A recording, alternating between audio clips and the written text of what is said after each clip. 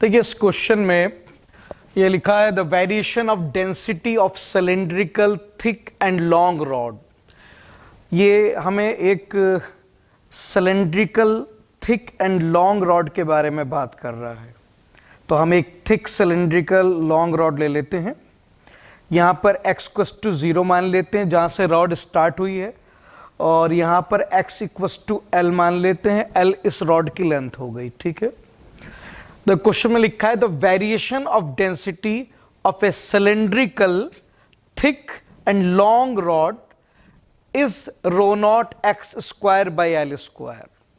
जो डेंसिटी दी है इस रॉड की वेरिएबल दी है। वेरिएबल कैसे है? x के डायरेक्टली प्रोपोर्शनल है। तो जैसे यहाँ x 0 है तो यहाँ की डेंसिटी 0 है। आप रख के देख लीजिए x को 0। और जैसे जैसे आप राइट हैंड साइड जाएंगे x बढ़ेगा तो डेंसिटी भी बढ़ेगी, और यहाँ पे डेंसिटी मैक्सिमम होगी। यानी कि रॉड लेफ्ट हैंड से हल्की है, राइट हैंड से भारी है, ठीक है। The position of centre of mass from x = 0 and is. देखिए अगर ये यूनिफॉर्म रॉड होती, इसकी डेंसिटी कांस्टेंट होती, तो सीएम निकालने की जरूरत ही नहीं थी। सीएम मिड पॉइंट पे होता। सीएम मिड पॉइंट पे होता अगर डेंसिटी कांस्टेंट होती है, लेकिन डेंसिटी कांस्टेंट नहीं है। इधर से रॉड भारी है, इधर से हल्की है, और सीएम जो होता है वो बाहरी एंड की तरफ होता है। तो रॉड इधर से भारी है ना, इधर से हैवी है, तो सीएम थोड़ा इधर शिफ्टेड होगा, तो मिड पॉइंट से थोड़ा राइट की तरफ लाई करेगा सीएम। एग्जैक्टली कम। सर वो तो निकालना पड़ेगा, कैसे? सर फॉर्मूले होते हैं, आपने क्लास में पढ़ा होगा। सीएम की पोजीशन निकालने का एक्स कोऑर्डिनेट का फॉर्मूला ये होता है। ये फॉर्मूला होता है सीएम के एक्स कोऑर्डिनेट निकालने के लिए, ये लगेगा। इसमें डीएम क्या है?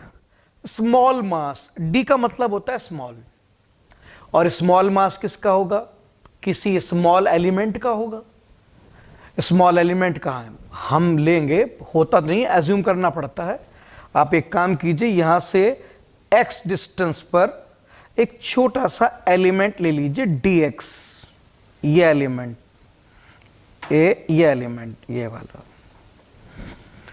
सिंस ये एलिमेंट काफी छोटा है, d का मतलब स्मॉल x, तो इसका अगर मास निकालूंगा तो वो भी काफी स्मॉल होगा।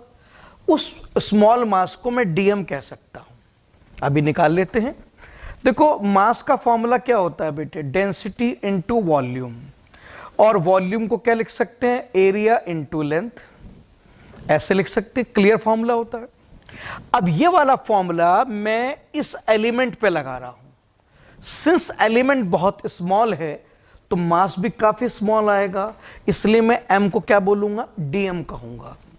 तो मैं m को dm कह रहा हूं क्योंकि मैं मास किसका निकाल रहा हूं? एक छोटे से एलिमेंट का। कितना है? डेंसिटी ऊपर देखो कितनी है? ρ0 x²/L² इनटू एरिया मालूम नहीं, लेंथ dx। आप कहेंगे रॉड की लेंथ तो L है, नहीं, आप मास किसका निकाल रहे हैं? आप ये फॉर्मूला किस पे लगा रहे हैं? पूरी रॉड पे नहीं लगा रहे हैं, आप ये फॉर्मूला इस एलिमेंट पे लगा रहे हैं। तो लेंथ भी इसी की लेनी है ना। इसकी लेंथ तो dx है ना बेटे, तो लेंथ को dx रखेंगे, ठीक है। ये dm आ गया है, ठीक है। अब ये dm यहां रख देते हैं फॉर्मूले में हम, ठीक है। मैं यहां से हटा देता हूं उसको। xcm = integral x into ρ0 x²/L² a into dx divide by integral dm कितना था? ρ0 x²/L² a इंटू dx। ये मैंने dm की वैल्यू पुट कर दी ऊपर और नीचे। फॉर्मूला पढ़ा था ना भी हमने पिछले पेज पे, देखो ये फॉर्मूला हम क्लास में पढ़ते हैं। तो dm की वैल्यू वो जो निकाली थी यहां भी पुट कर दी और यहां भी पुट कर, ऊपर भी और नीचे भी। कुछ कैंसिल हो सकता है। देखिए कांस्टेंट चीजें कैंसिल कर सकते हैं, वेरिएबल कैंसिल नहीं होते हैं। इंटीग्रेशन के अंदर जो वेरिएबल हैं वो तो इंटीग्रेट ही होंगे। हाँ, कांस्टेंट पैरामीटर आप कैंसिल कर सकते हैं। तो ρ0 a L² ये सब कैंसिल हो जाएंगे। तो ये बचेगा integral x³ dx divide by x² dx। ये रहा, बाकी सब कांस्टेंट कैंसिल हो गए। इंटीग्रेशन की लिमिट क्या रखोगे? देखो लिमिट हमेशा ऐसे पुट की जाती है कि पूरी बॉडी कवर हो जाए। अब आपकी रॉड शुरू कहां से हुई थी? 0 से, खत्म हुई थी L पर। तो इंटीग्रेट करो 0 से लेकर L तक, ताकि पूरी रॉड इंटीग्रेट हो जाए। पूरी बॉडी को इंटीग्रेट क्यों करते हैं बेटे? जितना पार्ट आप इंटीग्रेट करोगे उतने पार्ट का ही CM आएगा ना। अब पूरी रॉड को इंटीग्रेट करोगे तभी तो पूरी रॉड का CM आएगा। तो इसलिए 0 to L इंटीग्रेट करेंगे, टोटल लेंथ ऐसे, ठीक है, इस तरह से। एक्स क्यूब का इंटीग्रल आपको पता है, x की पावर 4/4 है। इंटीग्रेशन के फॉर्मूले तो आप पढ़ते ही हैं क्लास में। एक्स स्क्वायर का इंटीग्रल x³ लिमिट 0 से L। अब लिमिट पुट कर दीजिए, upper limit minus lower limit, ऐसे नीचे upper limit minus lower limit. तो यहां से सॉल्व करके आंसर आ गया 3L/4। चेक कर लीजिए। तो सेंटर ऑफ मास के जो x कोऑर्डिनेट है वो 3L/4 है। कहां से? लेफ्ट हैंड से या राइट हैंड से? इंटीग्रेशन से जो आंसर आता है वो ओरिजिन से आता है। फॉर्मूला आंसर ओरिजिन से देता है। अब आप ओरिजिन किधर लिया था आपने? लेफ्ट हैंड पे लिया था ना। हाँ, तो फिर ये आंसर लेफ्ट हैंड से आ गया बेटे। यहां से आंसर आएगा। जो CM है आपका, ये जो भी है, इसकी पोजीशन यहां से आएगी 3L/4। मैं मार्क कर देता हूं ऊपर, ये यहां तक की पोजीशन 3L/4 आएगी। इधर से, उधर से आप खुद निकाल लो। टोटल लेंथ L है, तो अगर L में से 3L/4 माइनस कर दूं तो ये वाला डिस्टेंस कितना हो जाएगा? L/4 हो जाएगा। तो उधर से भी निकाल सकते हैं, इस एंड से L/4 हो जाएगा। मगर बात ये, उसने कहां से पूछा था? उसने पूछा था x = 0 से, इधर से। इधर से तो फिर 3L/4 है। डी आंसर दीजिए आप, ठीक है, इस तरह से चेक कर लो सही से। एक बात ध्यान रखना, फॉर्मूला जो आंसर देता है ओरिजिन से देता है, और उसने भी ओरिजिन से पूछा है, तो जो आंसर आया वही है। हाँ, अगर वो ये कहता कि मुझे आंसर बताओ x = L से, यानी कि उधर से, तो उधर से फॉर्मूला नहीं देता, फॉर्मूला ओरिजिन से देता है। तो फिर इधर से कैसे निकलेगा? मैनुअली पहले आप ओरिजिन से निकाल लो, आपका फॉर्मूला ये वाला डिस्टेंस दे देगा, ओरिजिन वाला। फिर टोटल में से वो माइनस करोगे तो ये वाला आ जाएगा, ठीक है। तो ध्यान रखना कहां से पूछा है उसने, ठीक है। याद रखना फॉर्मूला x = 0 से देता है। ये क्वेश्चन एम्स में आ चुका है। बिल्कुल ऐसे क्वेश्चन नीट में भी आया था, अगर आप जाके देखें, मगर नीट में x² नहीं था, x था। यहां पे x² है, उसकी वजह से आंसर बदल जाएगा, फंक्शन बदल गया ना। नीट का आंसर आपको अगर याद हो तो ये था 2L/3। तो बेटे नीट में फंक्शन भी तो अलग था ना। नीट में था ρ0x/L², ठीक है। अब फंक्शन बदलता है तो इंटीग्रेशन चेंज हो जाता है ना। एम्स ने दिया था ρ0x² तो उसका आंसर 3L/4 आ गया। अब वो तो जैसा फंक्शन होगा वैसा आंसर आएगा। ये क्वेश्चन नीट में एक बार आ चुका है, फंक्शन x था। एम्स में एक बार आ चुका है, जे मेन में क्वेश्चन 3 बार आया है। सेम नहीं, अलग अलग फंक्शन, कंसेप्ट वाइज सेम होता है, बस वो डेंसिटी का फंक्शन चेंज कर देता है, कभी x, कभी x², कभी x³, इस तरह से बदल देता है, ठीक है। देख लीजिए अच्छी तरह से।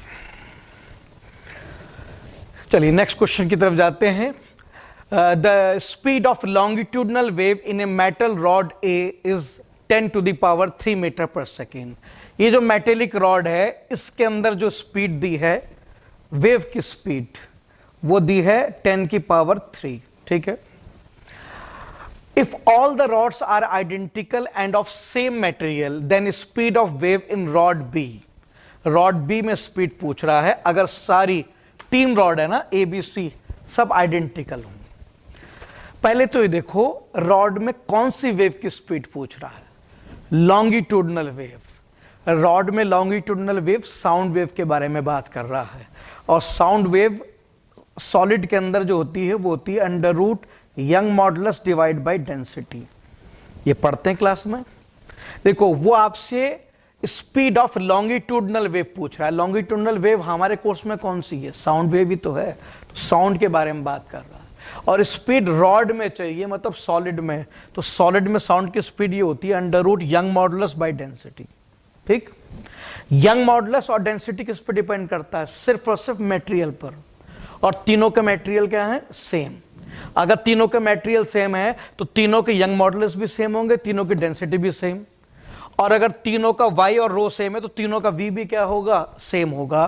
तो तीनों रॉड में वेव की स्पीड सेम आएगी, सॉल्व करने की कोई जरूरत नहीं है, सेम है, खत्म। ये क्वेश्चन भी एम्स का है। जब ये क्वेश्चन एम्स में आया तो बहुत से लोगों ने गलती क्या की, फॉर्मूला ये के बजाय ये वाला लगा दिया, ये वाला √T/μ। बेटे ये फॉर्मूला तो उसका होता है wave in string, transverse wave का होता है ये। अगर वो बोलता है speed of transverse wave, transfer पे कौन सी पढ़ी थी क्लास में, वेव इन स्ट्रिंग जो पढ़ते थे ना, ट्रांसवर्स, उसका होता है ये। तो उसने तो लॉन्गिट्यूडनल वेव की स्पीड पूछी है बेटा। बेटा किसी भी स्ट्रिंग में ट्रांसवर्स वेव भी आ सकती है और लॉन्गिट्यूडनल भी। ट्रांसवर्स वेव जिसे हम वेव इन स्ट्रिंग बोलते हैं, जिसमें ट्रफ एंड क्रेस्ट बनते हैं, उसकी स्पीड का फॉर्मूला होता है √T/μ। वो टेंशन इन स्ट्रिंग पर डिपेंड करता है। और जो लॉन्गिट्यूडनल वेव है वो हमने साउंड वेव पढ़ी थी, उसका फॉर्मूला तो ये होता है। तो आपको ये लगाना है, ज्यादा बच्चों ने ये लगा दिया, और इससे क्या होगा, इससे आंसर गलत हो जाएगा ना। क्यों, ये तो टेंशन पे डिपेंड करता है। टेंशन तो सब में अलग अलग आएगी, इसकी टेंशन अलग होगी, इसकी अलग होगी, इसके अलग। उसमें क्या नुकसान हुआ, पहला नुकसान तो फॉर्मूला गलत लगा तो आंसर गलत आया, मार्क्स कट गए। दूसरा नुकसान टाइम वेस्ट हुआ, क्योंकि टेंशन निकालने में टाइम लगेगा, इसका एफबीडी बनाना पड़ेगा। भाई इस पॉइंट का एफबीडी बनाऊंगा, इधर का टी मार्क करूंगा, उधर का टी, इधर का टी, फिर एक्स के फोर्स बैलेंस करूंगा, फिर वाई के फोर्स बैलेंस करूंगा, पूरा कंप्लीट सॉल्व करके टेंशन निकलेगी। फिर टेंशन को वापस यहाँ पुट करके स्पीड का रिलेशन डेवलप करूंगा, पूरा एक पेज मेरा बर्बाद होगा, और उसके बाद मार्क्स नेगेटिव में मिलेंगे। नहीं, थोड़ा आप पहले क्वेश्चन को ध्यान से पढ़िए। उसने स्पीड ऑफ लॉन्गिट्यूडनल वेव पूछा है, साउंड की स्पीड पूछ रहा है, और साउंड की स्पीड ये होती है बेटा। और यहाँ तो यंग मॉडुलस डेंसिटी है, ये तो मटेरियल पर डिपेंड करते हैं। मटेरियल सेम है तो ये भी सेम है, सॉल्व ही नहीं करना है, ऐसे ही बोल दीजिए स्पीड क्या है, सेम है। ये फॉर्मूला नहीं लगाएंगे आप, ये आप तब लगाएंगे अगर क्वेश्चन में क्या लिखा होता है, स्पीड ऑफ ट्रांसवर्स वेव, ठीक है, तब लगाते हैं हम ये वाला फॉर्मूला। चेक कर लीजिए, सही से देख लीजिए, कोई डाउट हो तो बता दीजिए।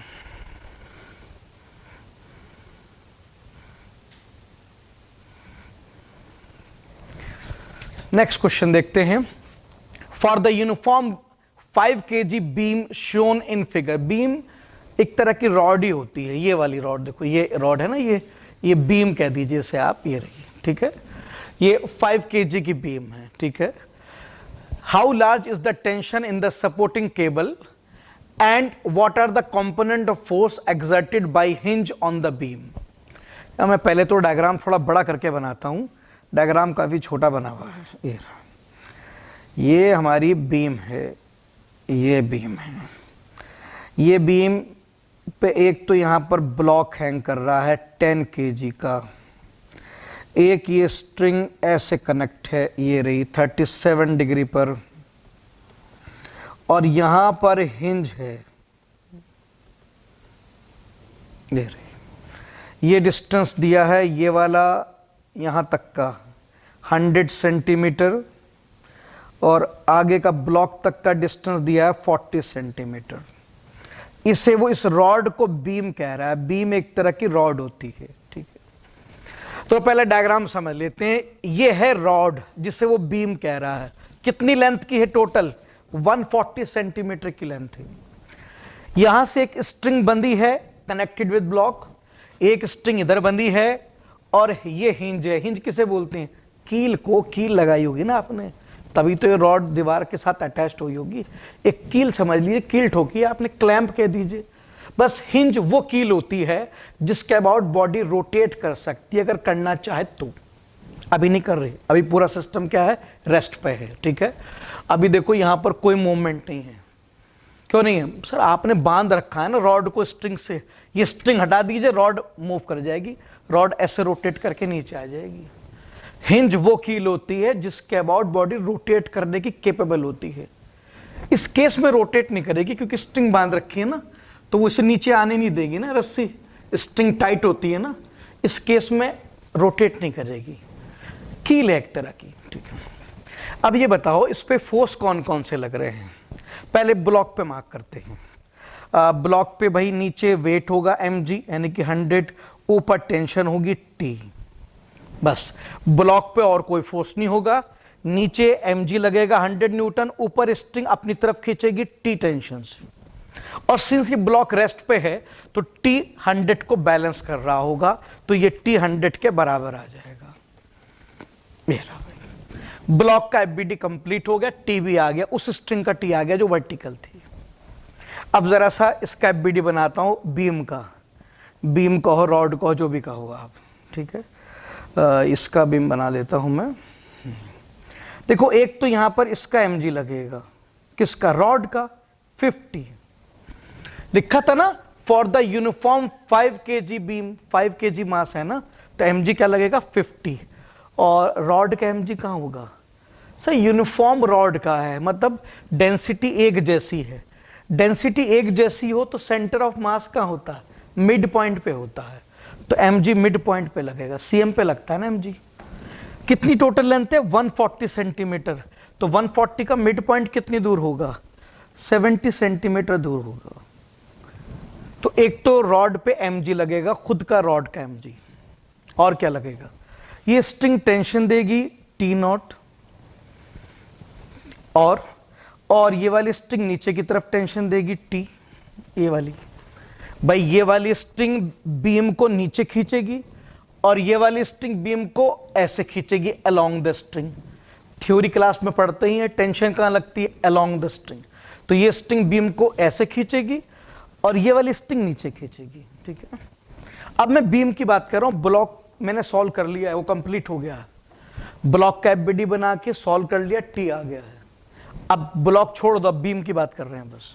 तो ब्लॉक बीम पे एक तो एमजी लगेगा, बीम का सेल्फ वेट, ये स्ट्रिंग नीचे खींचेगी, ये स्ट्रिंग इधर खींचेगी, और क्या लगेगा, हिंज, कील है ना, फोर्स देगी कहां पर सर, पता नहीं है, उसने ये लिखा है what are the component of force exerted by hinge.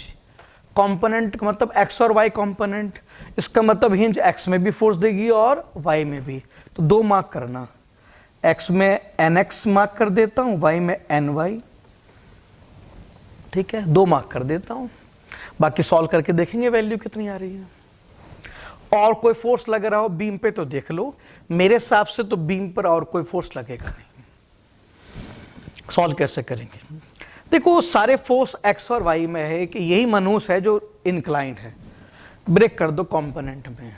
क्यों ऐसा हो ना, एक्स और वाई में काम करना आसान होता है, बाकी करने को इंक्लाइन में भी काम कर सकते हैं, टाइम लगता है।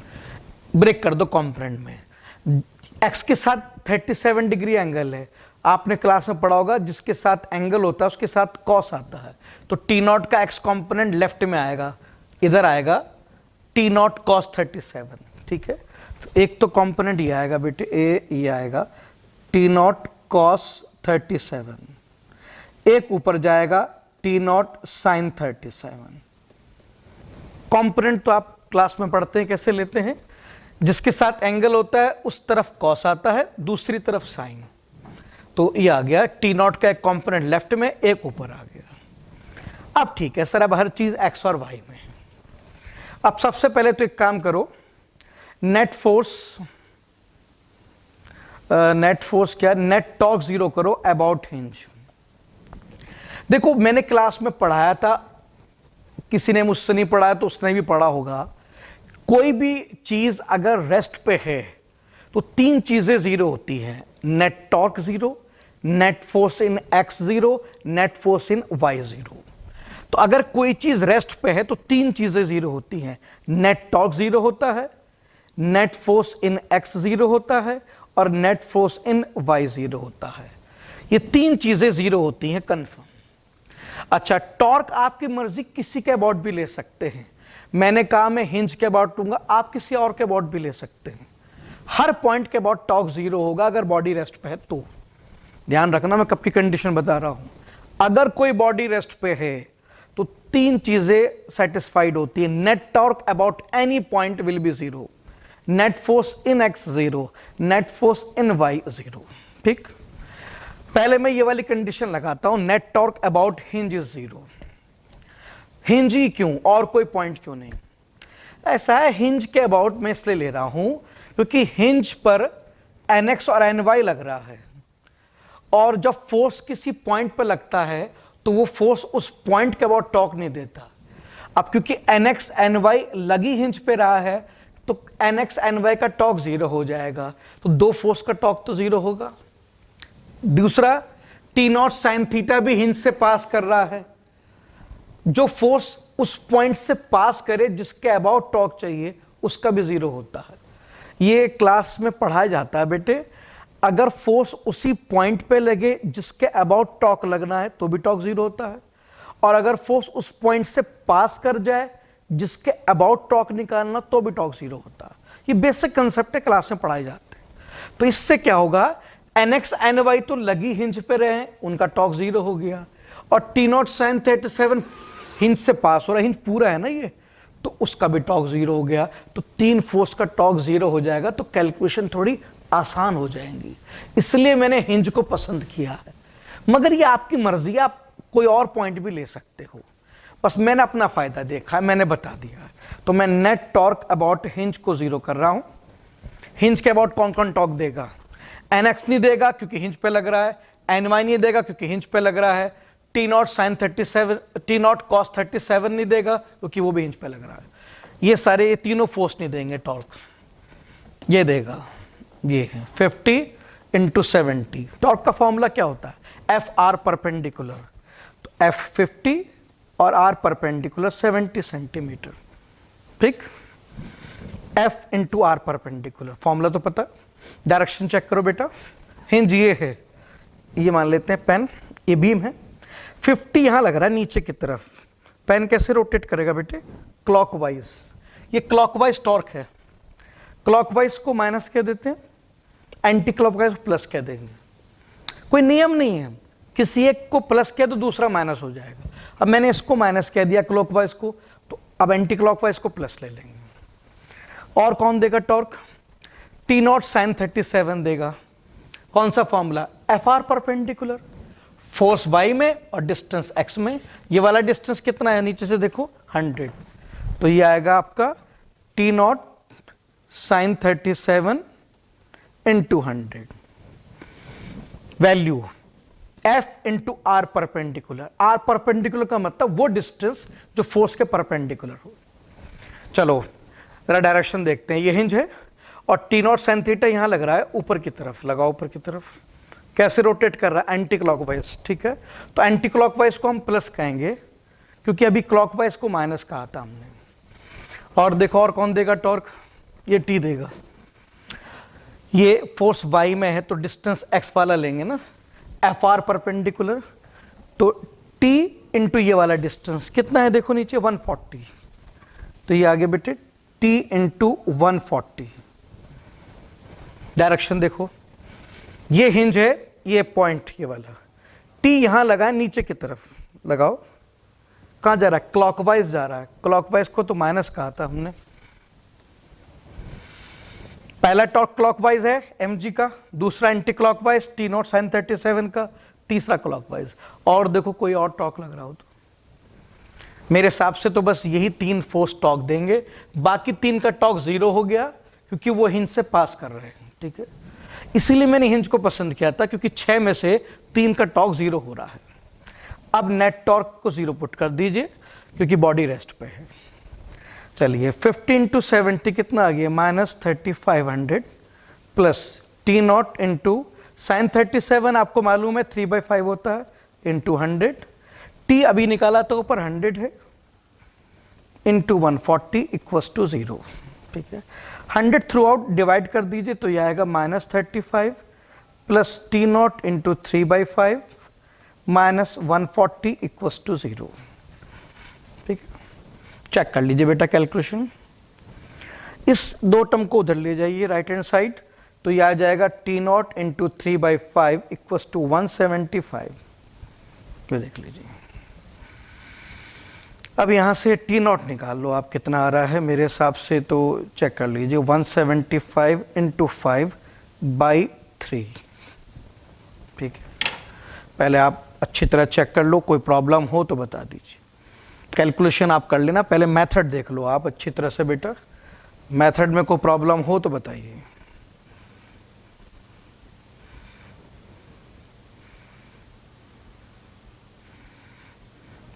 अब इसकी वैल्यू आप निकाल लीजिए, अप्रॉक्सीमेटली 290 के आसपास आएगी जहां तक मुझे लगता है, अप्रॉक्सीमेटली।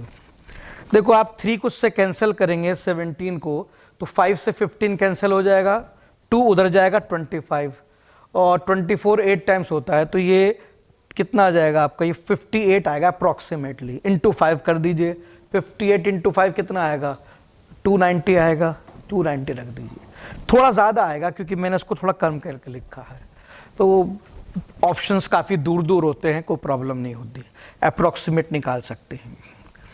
तो भाई एक पार्ट तो सॉल्व हो गया, पहला पार्ट क्या था, how large is the tension in the supporting cable, ये जो सपोर्टिंग केबल है इसमें टेंशन कितनी है, वो सॉल्व हो गया। चेक कर लीजिए सही से। आगे क्या है, what are the component of force exerted by hinge, Nx Ny की वैल्यू चाहिए। अभी आई है, अभी नहीं आई है, आएगी। अभी ये भी तो बचे हैं हमारे पास, net force X in 0, net force in Y 0। चलो अब दूसरा काम करते हैं, net force in Y equals to 0। Y में बताओ कौन कौन से फोर्स हैं, देखो ऊपर, एक तो ऊपर एन वाई है, ऊपर टी नॉट साइन 37, दो फोर्स तो ऊपर हैं और दो नीचे हैं 50 एंड टी। तो नेट फोर्स वाई में 0 कब होंगे, जब ऊपर वाले फोर्स नीचे वाले फोर्स को क्या करेंगे, बैलेंस करेंगे। तो ऊपर वाले फोर्स को बराबर कर दो नीचे वाले फोर्स के। ऊपर कौन कौन है, एन वाई है, टी नॉट साइन 37 है, ये बैलेंस करेंगे नीचे वाले फोर्स को 50 प्लस टी को। ऊपर के फोर्स जब नीचे वालों के बराबर होंगे तभी तो वो एक दूसरे को बैलेंस करेंगे और तभी नेट फोर्स 0 आएगा। एन वाई निकालना है, टी नॉट अभी निकाला था, कितना आया था बेटे 175 इंटू 5/3, और साइन 37 कितना होता है 3/5, ये 50, और टी कितना है बेटे 100। तो यहाँ से एन वाई निकाल लीजिए, -25 आ रहा है। माइनस का मतलब क्या, माइनस का होता है आपने डायरेक्शन उल्टा मार्क किया है, आपने एन वाई ऊपर मार्क किया था, माइनस का मतलब एन वाई ऊपर नहीं लगेगा, नीचे लगेगा। ये एन वाई ऊपर नहीं नीचे आएगा, हिंज नीचे फोर्स देगी। तो ठीक है, आप आंसर ऐसे लिख देना 25 वर्टिकली डाउनवर्ड। ठीक, अब क्या बचा है एन एक्स, तो नेट फोर्स इन एक्स 0 कर दो। अब net force in x is 0। चलो एक्स में कौन कौन से फोर्स हैं देखो, एक तो एक्स में ये है बेटा एन एक्स, राइट में लग रहा है, एक ये टी नॉट कॉस 37, ये दोनों बैलेंस होंगे। कब होंगे, जब दोनों बराबर होंगे। आप दोनों को इक्वल करो तो बेटे बराबर कैंसिल हो जाएंगे। तो एन एक्स बराबर होगा टी नॉट कॉस 37 के। अब टी नॉट हमने निकाला था 175 इंटू 5/3, और कॉस 37 होता है 4/5, तो यहाँ से कैंसिल हो जाएगा एन एक्स 175 इंटू 4/3। ठीक है, आप थोड़ी कैलकुलेशन कर लीजिए। अगेन अभी कैंसिल किया था मैंने, 175/3 लगभग कितना आता है बेटे 58 आता है, 58 इंटू 4 कर दीजिए आप अप्रॉक्सीमेटली। ठीक है, या आप 16 टू 4 करें 240 आएगा, उसमें से 8 माइनस कर दें क्योंकि आपने उसको 60 बनाया था, तो 2 कितना आ जाएगा, ये आ जाएगा आपका 62 for 232 के आसपास आ जाएगा बेटे।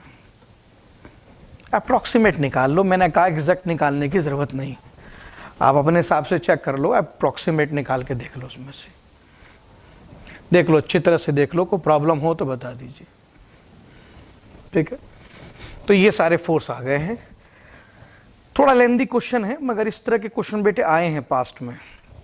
हाँ, ये है कि मैंने थोड़ा सा 3 पार्ट पूछ लिए, T naught N y N x, वो शायद एक ही पूछेगा, मुझे नहीं पता कौन सा पूछेगा, तीनों भी पूछ सकता है। हाँ, ऐसा भी हुआ है, एमयू मेडिकल में तो अक्सर ऐसा होता था कि 3 पार्ट पूछता था, फिर हर ऑप्शन में कॉमा लगा लगा के कई आंसर लिखे होते थे। तीनों भी पूछ सकता है, ये उसकी मर्जी है। हाँ, नॉर्मली नीट में वैसे ऐसा होता नहीं है, एक पार्ट में एक ही होता है। अब लेकिन प्रैक्टिस के लिए तो तीनों करो ना, आपको क्या पता कौन सा पूछेगा बेटे। मेथड देख लो बेटा सही से, कोई प्रॉब्लम हो बता दीजिए। नेक्स्ट क्वेश्चन पे आते हैं। नेक्स्ट क्वेश्चन में है A block of mass m on a horizontal smooth surface is pulled by a load of mass m by 2 by means of a rope and string BC as shown in figure. The length and mass of rope AB are L and m by 2 respectively and BC is massless. देखो question में यह है, एक तो block यह है m by 2 मास का, एक यह है m का, एक ये स्ट्रिंग है, ये हैवी है जिसका मास दिया है m by 2 और लेंथ है l, और ये वाली स्ट्रिंग मासलेस, इसका कोई मास नहीं है, ठीक है। तो ये वाली स्ट्रिंग मासलेस है, ये वाली हैवी है, ये वाली इस तरह से है। क्या चाहिए? पूछ रहा है as the block is pulled from AB equals to L to AB equals to 0 its acceleration changes from. पूछ रहा है कि अगर AB L है और बाद में AB 0 हो जाए तो एक्सेलरेशन कितना बदलेगा।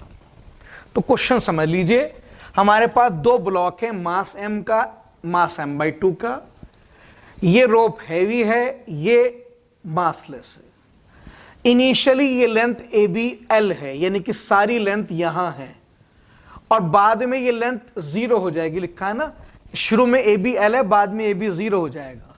AB 0 होने का मतलब ये ब्लॉक यहां आ जाएगा B पर, तो ये स्ट्रिंग वर्टिकल आ जाएगी इस तरह से। तो जाहिर सी बात है, अभी ये स्ट्रिंग हॉरिजॉन्टल है, और जब ये ब्लॉक यहां आ जाएगा तो ये स्ट्रिंग वर्टिकल हो जाएगी, तो उसकी वजह से एक्सेलरेशन तो बदलेगा। वो यही पूछ रहा है, इट्स एक्सेलरेशन चेंजेस फ्रॉम, और देखो हर ऑप्शन में रेंज दी है, दिस टू दिस। वो आपको बता रहा है कि एक्सेलरेशन कहां से कहां तक वेरी करेगा। पहला एक्सेलरेशन इनिशियल का मतलब जब ये L के बराबर है, यानी कि ये सारी स्ट्रिंग हॉरिजॉन्टल है, और बाद वाला फाइनल का मतलब जब ब्लॉक यहां आ जाएगा और स्ट्रिंग वर्टिकल हो जाएगी। तो बेसिकली आपको क्वेश्चन दो बार सॉल्व करना है, एक बार AB को हॉरिजॉन्टल लेके जैसा दिया है, और अगली बार AB को वर्टिकल लेकर। दो एक्सेलरेशन निकालने पड़ेंगे, इनिशियल एंड फाइनल। तो अभी तो हम इनिशियल सॉल्व कर रहे हैं, ये इनिशियल पोजीशन है, इस वक्त AB L है, ठीक है, चेक कर लीजिए। क्वेश्चन देख लीजिए अच्छी तरह से, कोई डाउट हो मुझे बता दीजिए। अभी इस वक्त आपकी हैवी स्ट्रिंग हॉरिजॉन्टल है, तो हॉरिजॉन्टल स्ट्रिंग तो हॉरिजॉन्टल ब्लॉक की तरह बिहेव करेगी। तो आप एक काम करो, इसका सारा मास इसमें ऐड कर लो। क्यों? अरे ये भी हॉरिजॉन्टल है, ये भी हॉरिजॉन्टल है, दोनों एक जैसी तो बिहेव करेंगे। अब दो सिस्टम को कौन सॉल्व करेगा? इसका सारा मास इसमें ऐड कर दो, m by 2 मास है ना रोप का, इसमें ऐड कर दो m में, तो क्या बन जाएगा? ये बन जाएगा 3m by 2।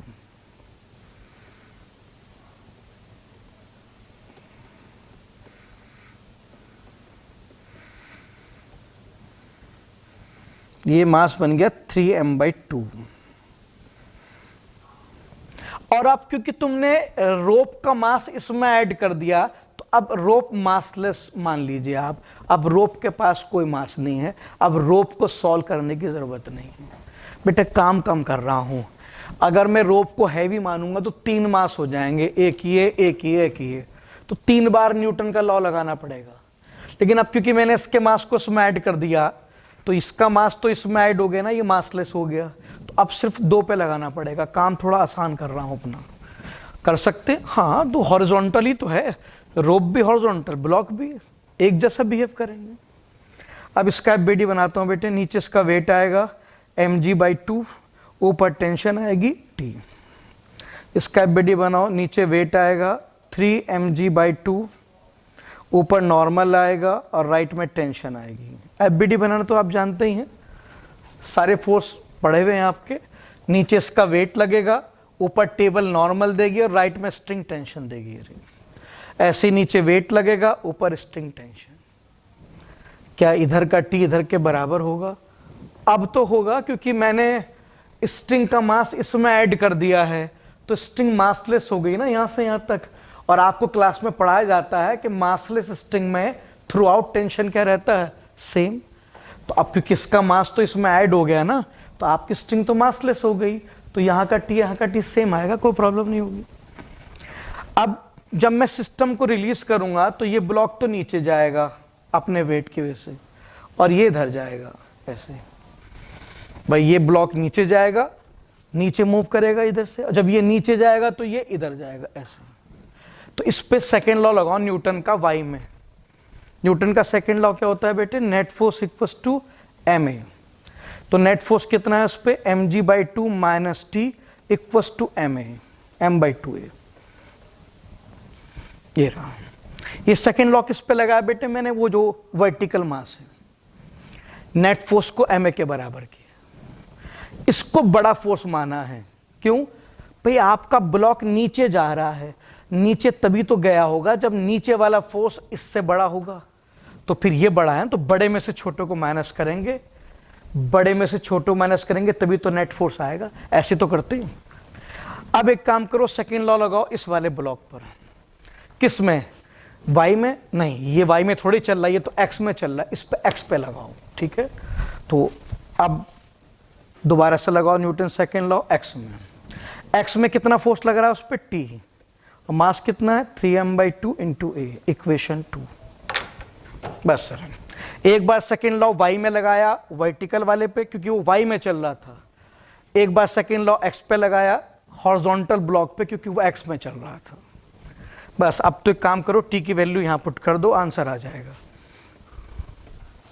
mg/2 minus 3ma/2 equals to ma/2। तो यहां से आप ए की वैल्यू सॉल्व करके देख लीजिए, g/4 आ रहा है, चेक कर लीजिए। इस समय एक्सेलेरेशन g/4 है। इस समय कब? जब ए बी एल है, यानी कि सारी स्ट्रिंग हॉरिजॉन्टल है ए बी। ये इनिशियल एक्सेलेरेशन आ गया जब मैंने सिस्टम को रिलीज किया है। और उसने भी यही पूछा था बेटे, उसने पूछा था as the block is pulled from A B equals to L to A B equals to 0 its acceleration changes. तो आपको चेंज कहां से कहां तक बनाना? एल से 0 तक। तो फिलहाल मैंने ए बी को एल माना है, देखो ए बी को एल। ये इनिशियल एक्सेलेरेशन निकल गया g/4। अब g/4 आ गया है इनिशियल। अब फाइनल निकालना है मुझे। मेथड देख लो यहां तक का, फिर मैं फाइनल निकाल देता हूं। अब फाइनली आपको यह मानना है कि ए बी 0 हो गया है, यानी कि जो हॉरिजॉन्टल रोप थी वो सारी वर्टिकल हो गई।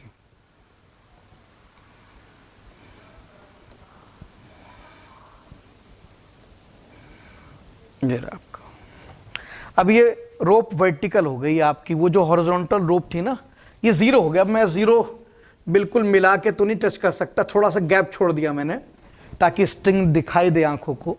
अदरवाइज ये लेंथ 0 मान लीजिए, 0 है, नेग्लिजिबल है, सारी स्ट्रिंग वर्टिकल आ गई है।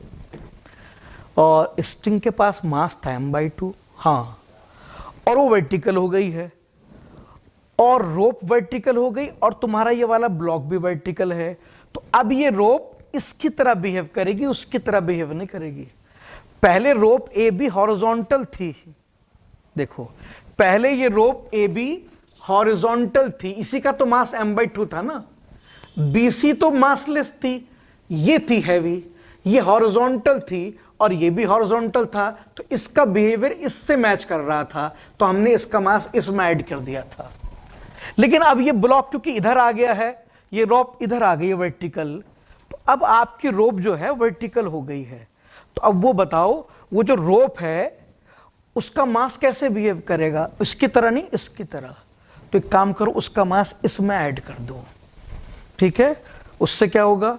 उससे फिर यह रोप मासलेस हो जाएगी, रोप को सॉल्व नहीं करना पड़ेगा। तो रोप का मास कितना था? m/2, और इसका मास भी m/2, तो m/2 में m/2 ऐड करो तो कितना हो गया? m। तो ये रोप का m/2 इसमें ऐड कर दिया मैंने, ठीक है, इसमें। अब स्ट्रिंग मासलेस हो गए, अब स्ट्रिंग को भूल जाओ, अब स्ट्रिंग को सॉल्व नहीं करना हमें, ठीक है। अब दोबारा FBD बनाओ इसका। इस पे नीचे क्या लगेगा बेटे? नीचे वेट लगेगा mg, ऊपर टेंशन T, और ये ब्लॉक नीचे जाएगा A से। इसका FBD बनाओ बेटा। इसका नीचे mg लगेगा, टेबल ऊपर नॉर्मल देगी और राइट में टेंशन लगेगी ऐसे, और ये राइट में जाएगा A से। ये तो पढ़ते हैं हम क्लास में, ये ब्लॉक नीचे जाएगा और ये इधर जाएगा ऐसे। कुछ लोग कहते हैं सर ये ऊपर नहीं जा सकता, तो वैसे ही ऊपर जाएगा, तो अगर ये ऊपर जाने लगा तो ये इधर जाएगा। सर कैसे जाएगा, इधर तो कोई फोर्स ही नहीं है, बिना फोर्स के थोड़ी इधर चला जाएगा। फिर भी हमने ए नीचे माना है, वैसे तो हमने सही माना है, लेकिन अगर किसी को लगता है हमने गलत माना है तो कोई प्रॉब्लम नहीं। अगर हम गलत होंगे तो ए की वैल्यू माइनस में आ जाएगी। अगर हम डायरेक्शन गलत मार्क करते हैं तो उससे आंसर सही आता है, बस माइनस में आ जाता है। तो वैसे तो हम डायरेक्शन सही मार्क कर रहे हैं, लेकिन अगर किसी को लगता है कि हम गलत कर रहे हैं तो कोई नहीं, अगर गलती करेंगे तो भी आंसर सही आएगा, बस माइनस में आ जाएगा। अब देखते हैं माइनस में आता है नहीं आता है। इसमें सेकेंड लॉ लगाओ वर्टिकल वाले पे, net force equals to m है। बॉडी नीचे गई है तो नीचे वाला फोर्स बड़ा होगा, m g minus T equals to m है। बॉडी नीचे जा रही है तो इसका मतलब एम जी बड़ा फोर्स है, तो एम जी में से टी को माइनस करो। उस वाले ब्लॉक पे लगाओ सेकेंड लॉ एक्स में, क्योंकि वो एक्स में मूव हुआ है। एक्स में कितना फोर्स है उस पे, टी इक्वल्स टू एम है। चेक कर लो सही से। इस पे सेकेंड लॉ लगाया है, ये नीचे जा रहा है, एम जी माइनस टी क्या होगा, net force equals to m है। ये इधर गया है तो एक्स में सेकेंड लॉ लगाओ, एक्स में ए की फोर्स है टी इक्वल्स टू एम है। अब टी की वैल्यू यहां पुट कर दीजिए, यहां पे M g minus m a equals to M A, तो यहां से ए आ गया जी बाई टू। ये आपका फाइनल एक्सेलेरेशन है जब स्ट्रिंग सारी की सारी वर्टिकल हो जाएगी। तो शुरुआत में एक्सेलेरेशन जी बाई 4 था, बाद में जी बाई 2 हो गया है। तो अब आंसर देख लो कौन सा आएगा, ये आएगा बी, जी बाई 4 से जी बाई 2 जाएगा, ऐसे जाएगा। चेक कर लीजिए, देख लो अच्छी तरह से, ठीक है। अब देख लीजिए, अब अच्छी तरह से कोई प्रॉब्लम हो तो बता दीजिए मुझे। और याद रखना, जब कभी ये ब्लॉक के साथ रोप पे भी मास हो ना, तो रोप का मास ब्लॉक में ऐड कर दिया करो, उससे क्या है रोप को सॉल्व करना नहीं पड़ेगा। अगर आप रोप का मास ब्लॉक में नहीं ऐड करोगे तो रोप अलग से एक बॉडी बन गई, तो फिर आपको रोप पे भी एक बार सेकेंड लॉ लगाना पड़ेगा, तो और इक्वेशन बढ़ जाएंगी, फिर अननोन बढ़ेंगे, तो फिर और टाइम लगेगा सॉल्व करने में। हाँ, ये देखना ज़रूरी है कि रोप का मास किस में ऐड करना है। सर हॉरिजॉन्टल रोप है तो हॉरिजॉन्टल मास में ऐड करो, वर्टिकल है तो वर्टिकल में ऐड कर दिया करो। ये एक तरीका है, चेक कर लीजिए सही से। नेक्स्ट क्वेश्चन दिया है, figure shows a loop track of radius R, a box start sliding from a platform at a height h above the top of loop. ये प्लेटफॉर्म है, इसे कह रहा है प्लेटफॉर्म, यहां टॉप से h हाइट पे है, यहां से रिलीज किया मैंने, ठीक है। आगे लिखता है, and goes around the loop without falling of the track, find the minimum value of h for a successful looping. देखो यार, जब आप यहां से ब्लॉक को रिलीज करोगे तो ब्लॉक ऐसे स्लाइड करता हुआ नीचे आएगा यहां तक। यहां वेलोसिटी 0 थी, लेकिन जब आप इसे रिलीज करोगे तो ड्यू टू ग्रेविटी इसकी वेलोसिटी बढ़ेगी और यहां तक इसके पास कुछ वेलोसिटी आ गई होगी। कितनी? पहले ब्लॉक को नीचे ले आओ, मान लेते हैं वेलोसिटी आ गई v। कितनी? एनर्जी कंजर्व कर दो ऊपर से नीचे तक। जब बॉडी ऊपर से नीचे आती है तो पोटेंशियल एनर्जी में लॉस होता है, और पोटेंशियल में लॉस होता है तो काइनेटिक में गेन होता है। बॉडी ऊपर से नीचे कितनी हाइट आई है? सर h हाइट तो ये आएगी, ये और फिर यहां से यहां तक कितनी है? टोटल हाइट 2r है, तो ऊपर से नीचे टोटल कितनी हाइट आया? h plus 2r। तो पोटेंशियल एनर्जी में लॉस हुआ mg h प्लस 2r, और काइनेटिक एनर्जी में गेन कितना होगा? Half mv square. Kinetic energy पहले तो थी नहीं, अब आ गई है, तो पहले काइनेटिक थी नहीं, अब आ गई कितनी? Half mv square. तो ये कहां से आई है? ये काइनेटिक एनर्जी का जो गेन हुआ है पोटेंशियल के लॉस से तो हुआ है। तो यहां से देखो बेटा v कितना आ गया? v आ गया under root 2h plus 2r into G. तो अगर मैं इस ब्लॉक को रिलीज कर देता हूं तो जब ये ड्यू टू ग्रेविटी स्लाइड करके नीचे आएगा तो इतनी वेलोसिटी गेन कर लेगा। अब बताओ मैं क्या चाहता हूं? मैं चाहता हूं ये सक्सेसफुल लूपिंग कर ले, यानी कि वर्टिकल सर्कल कंप्लीट कर ले। और आपको क्लास में पढ़ाया जाता है कि वर्टिकल सर्कल कंप्लीट करने के लिए मिनिमम वेलोसिटी कितनी होनी चाहिए, रूट 5gr होनी चाहिए। कहाँ पढ़ाया जाता है? इस 2 केस में बताया था मैंने कहा था अगर ब्लॉक स्ट्रिंग से अटैच्ड हो या किसी हॉलो स्फीयर के अंदर चले, ये हॉलो स्फीयर ही तो है, अगर ब्लॉक स्ट्रिंग से कनेक्ट हो या हॉलो स्फीयर के अंदर चले तो सर्कल कंप्लीट करने के लिए मिनिमम स्पीड का फॉर्मूला क्या होता है, रूट 5gr। ये क्लास में पढ़ते हैं।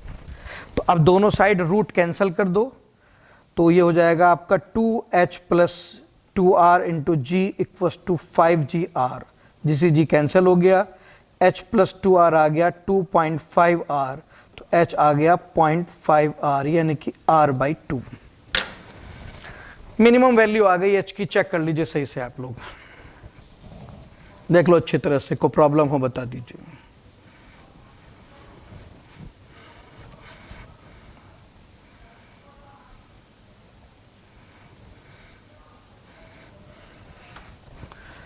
नेक्स्ट क्वेश्चन देखते हैं। A particle is attached by means of 2 equal string to 2 points A and B.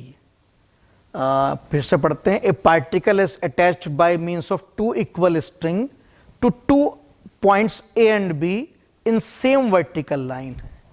मेरा पार्टिकल 2 स्ट्रिंग से कनेक्ट है और वो दोनों स्ट्रिंग ए और बी से कनेक्ट हैं, और ए और बी कहाँ है, वर्टिकल लाइन में है। तो एक वर्टिकल लाइन बनाओ, एक पॉइंट ए एक पॉइंट बी, ये रहा, और यहां से 2 स्ट्रिंग कनेक्ट हैं, ए ये रही, और इससे मेरा पार्टिकल कनेक्ट है, लेट अस से मास m का। अब सही आ गया। अब अच्छा, आइडेंटिकल स्ट्रिंग का है तो लेंथ l होगी भाई, ए ये रहा। अब दोबारा देख लो, a particle is attached by means, a particle is attached by means of 2 equal string 2 points A and B in vertical line. अब सही हो गया। आगे पढ़ते हैं। And describe a horizontal circle with uniform angular speed. और ये particle क्या कर रहा है, ये पार्टिकल एक यूनिफॉर्म सर्कल में चल रहा है, यूनिफॉर्म एंगुलर स्पीड से, लेटस से ओमेगा से। ऐसे सर्कल का सेंटर यहां होगा और ये उसका रेडियस हो जाएगा, लेटस से r। दिया तो नहीं है, डी तो एल भी नहीं है, ठीक है। आगे पढ़ते हैं क्या लिखता है। If the angular speed is, angular speed की वैल्यू दी है, with A B equals to H, ये पूरा डिस्टेंस h है, तो h/2 ये होगा, h/2 ये आइडेंटिकल है ना बिल्कुल, तो h/2 ये हो गया और h/2 ये हो गया, ठीक है। Find the ratio of tension in the string. 2 string है ना, इनके टेंशन की रेशियो पूछ रहा है। क्वेश्चन देख लो सही से, कोई डायग्राम में प्रॉब्लम हो बता दीजिए। क्वेश्चन समझ लीजिए। मेरा एक पार्टिकल 2 स्ट्रिंग से कनेक्ट है, आइडेंटिकल स्ट्रिंग, और वो स्ट्रिंग ए और बी से कनेक्ट है, वो ए एंड बी जो सेम वर्टिकल लाइन में है। ये पार्टिकल एक सर्कल में मूव कर रहा है जिसकी एंगुलर स्पीड गिवन है, ठीक है। यहां तक क्वेश्चन में सब कुछ गिवन है। 2 स्ट्रिंग है तो 2 टेंशन होगी, उनका रेशियो बता दीजिए। चलो एफबीडी बनाओ भाई। एफबीडी में नीचे तो mg आएगा, इसका वेट आएगा ना, पार्टिकल का एफबीडी बना रहा हूं, नीचे mg आएगा एकदम। ये string along the string tension देगी, लेट अस से T1, और ये स्ट्रिंग इधर देगी along the string, let us से T2। तो 2 टेंशन आएंगी भाई, एक टेंशन इधर आएगी T1, एक टेंशन इधर आएगी T2। एक टेंशन ये देगी T1 स्ट्रिंग के अलोंग, एक ये देगी T2। कितना एंगल पे, अब पता नहीं है, एज्यूम कर लेते हैं। इसका एंगल अल्फा मान लेते हैं और इसका भी अल्फा ही होगा। क्यों? अरे दोनों स्ट्रिंग आइडेंटिकल हैं, तो ये लेंथ सेम हो गई, और ये साइड देखो दोनों ट्रायंगल में कॉमन है। अगर ट्रायंगल की 2 साइड कॉमन है तो तीसरी साइड भी सेम होगी। अब मुझे बताओ, अगर 2 ट्रायंगल की सारी सेट सेम है तो फिर एंगल भी तो सेम ही होंगे ऊपर नीचे के। आप देखो ना, ये एल सेम है, आर इसका भी पार्ट है इस ट्रायंगल का भी, और इसका भी पार्ट है, तो ये भी सेम हो गया। अगर 2 साइड सेम हो गई तो तीसरी साइड भी सेम होगी, और अगर 2 ट्रायंगल की सारी साइड बराबर है तो एंगल भी सेम होंगे, अल्फा अल्फा ही होगा। और कोई फोर्स, मेरे हिसाब से और कोई फोर्स नहीं लगेगा। उन्हें कॉम्पोनेंट ब्रेक कर दो। T1 का एक वर्टिकल कॉम्पोनेंट ऊपर होगा T1 साइन अल्फा, और एक x में होगा T1 कॉस अल्फा, और ऐसे ही T2 को ब्रेक कर दो। एक कंपोनेंट लेफ्ट में आएगा x में T2 कॉस अल्फा, एक नीचे जाएगा T2 साइन अल्फा। इस तरह से कंपोनेंट लेने तो आपको आते ही होंगे बेटा, कंपोनेंट की थ्योरी तो पढ़ाई जाती है क्लास में। अब y में ये फोर्सेस हैं, क्या आपका पार्टिकल ऊपर नीचे चल रहा है? नहीं, वो तो सर्कल में चल रहा है, ऐसे ऊपर नीचे नहीं जा रहा है, तो y के फोर्स बैलेंस होंगे, क्योंकि y में मूवमेंट नहीं है ना, तो y का नेट फोर्स 0 होगा। और नेट फोर्स 0 कैसे होगा? जब ऊपर का फोर्स नीचे के फोर्स को क्या कर देगा? बैलेंस। तो ऊपर का T1 साइन अल्फा बैलेंस करेगा बेटे किसको? नीचे के T2 साइन अल्फा को प्लस mg को, ऐसे। अब T2 sine alpha left hand side ले जाइए, T1 minus T2 sine alpha equals to mg। और बेटा साइन अल्फा की वैल्यू देखो यहां से कितनी आएगी। आपने अल्फा इस एंगल को तो बोला है, ठीक है, तो आप देखो जरा सा साइन अल्फा क्या होता है। साइन अल्फा होता है अपोजिट साइड अपॉन हाइपोटेनियस, तो h/2l हो जाएगा। तो यहां से एक इक्वेशन बन जाएगी, आप देख लो सही से, T1 minus T2 equals to 2mgl/h, equation 1। देख लो एक इक्वेशन तैयार हो गई है y से। मैंने y में फोर्स बैलेंस कर दी है। क्यों किया? क्योंकि y में कोई मूवमेंट ही नहीं थी, ठीक है। चेक कर लो मैंने कैसे किया है, देख लो अच्छी तरह से। मैंने y के फोर्स बैलेंस किए हैं सिंस y में कोई मूवमेंट नहीं है। चलो अब x के फोर्स की बात करता है। y में तो हो गया, x के फोर्स ये दो हैं। ये फोर्स किसकी तरफ है? ये सेंटर की तरफ है। सर सर्कुलर मोशन में जो फोर्स सेंटर की तरफ होते हैं वो कौन से फोर्स होते हैं? सेंट्रीपिटल। तो ये फोर्स तो दोनों के दोनों सेंटर की तरफ है ना, ये तो सेंट्रीपिटल फोर्स है। कौन? ये T1 कॉस अल्फा और T2 कॉस अल्फा। और सेंट्रीपिटल फोर्स का फॉर्मूला क्या होता है? m omega square r। mv square r भी होता है। मैं m ओमेगा स्क्वायर r को प्रेफर करूंगा क्योंकि ओमेगा गिवन है। तो T1 plus T2 cos alpha common आ गया। m r कितना था बेटे? r दी ओमेगा, सॉरी दिया था पीछे, ओमेगा दिया है 2√2g/h।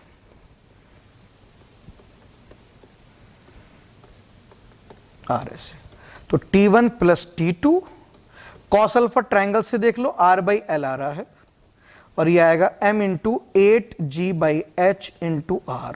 तो यहां से T1 प्लस T2 आ जाएगा 8mgl/h, इक्वेशन 2।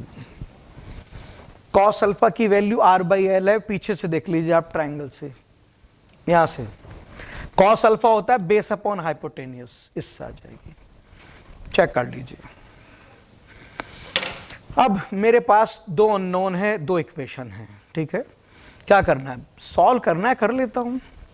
दोनों को ऐड कर दो, 1 + 2 ऐड करो तो ये आएगा 2T1 इक्वल्स टू 10 mgl/h। तो T1 आ गया 5 mgl/h। T1 की वैल्यू आ गई, वहां पुट कर दो T1 को सेकेंड इक्वेशन में, तो अब T2 आ जाएगा। तो यहां से T2 कितना आ गया? 3 mgl/h। दोनों को डिवाइड कर दो, T1/T2 कितना आ गया? 5/3। चेक कर लीजिए सही से। वैल्यू पूछे वैल्यू बता देना, रेशियो पूछ रहा है रेशियो बता दो। वैल्यू निकाल लो, फिर डिवाइड कर दो, रेशियो आ जाएगा। इस क्वेश्चन में कोई खास चीज नहीं है, मेन चीज थी डायग्राम इसका, क्योंकि डायग्राम गिवन नहीं था क्वेश्चन में, तो आपको पहले क्वेश्चन की लैंग्वेज को समझ के एक डायग्राम बनाना था। अगर डायग्राम किसी ने सही बना लिया तो मुझे लगता है क्वेश्चन आराम से हो जाएगा। मेन चीज डायग्राम थी इसकी, जो डायग्राम गिवन नहीं था वो आपको लैंग्वेज पढ़ के समझना था वो क्या कहना चाह रहा है।